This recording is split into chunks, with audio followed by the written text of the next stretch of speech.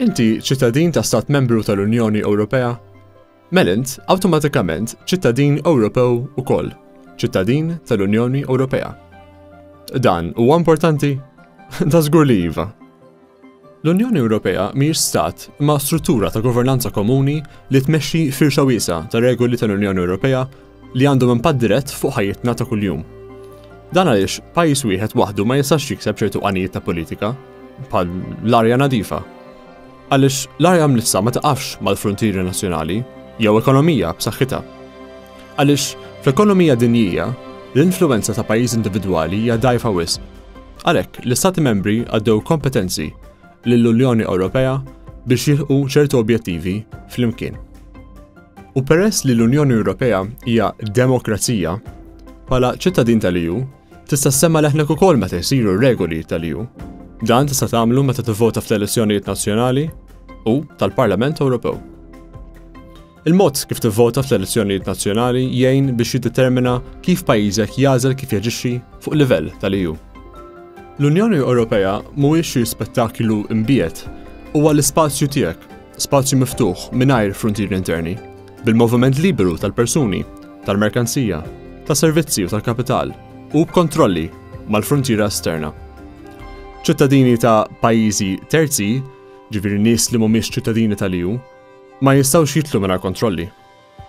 Regoli tal-Unjoni Ewropea jieħdu preċedenza fuq regoli nazzjonali u jagħtuk drittijiet li jaffettwawlek xogħolok u l-passatempi tiegħek, darek u raħal tiegħek, dak li tixtri li kellu x-xorb tiegħek, l-arja li tieħu fin-nifsejk, l-standards tas-sigurtà fil-bini, karozzi u ferroviji, it-tariffi tal-mobile tiegħek, anke l-plakka ta' mal-ħajt, għaċ-charger tal-mobile tiegħek. Minħabba li l-Unjoni Ewropea hija msejsa fuq is-saltna ta' dritt, tista' tinforza kwalunkwe dritt fl-EU fil-qorti, anke kontra pajjiżek stess. L-istejjer taċ-ċittadini tal-EU jiġġieldu għad-drittijiet tagħhom fil-qorti jgħalmuk x'tirrappreżenta l-EU u ġġielek taħseb.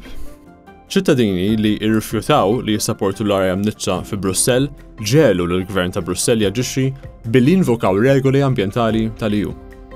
Air Hostess iddefendiet id-dritt tal-EU għal paga ndaqsa l-xogħol ugwali u rebħet il-kawża tagħha kontra l-linja tal-ajru ewlenija.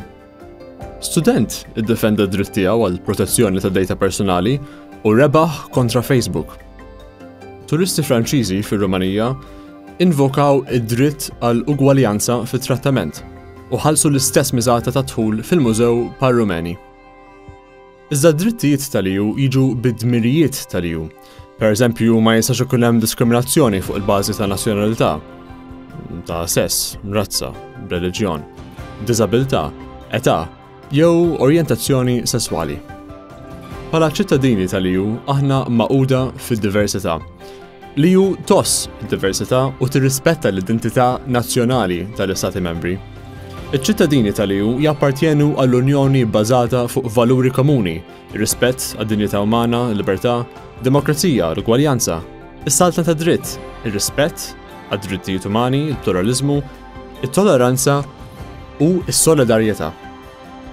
Bħala ċittadin irresponsabilizzat tal-EU, inti tista' tieħu l-inizjattiva f'idejk. Mur fittex, kun kritiku, ipparteċipa u fejn hemm bżonn iddefendi d-drittijiet tal-EU tiegħek. Li tkun ċittadin Ewropew ċertament jimporta.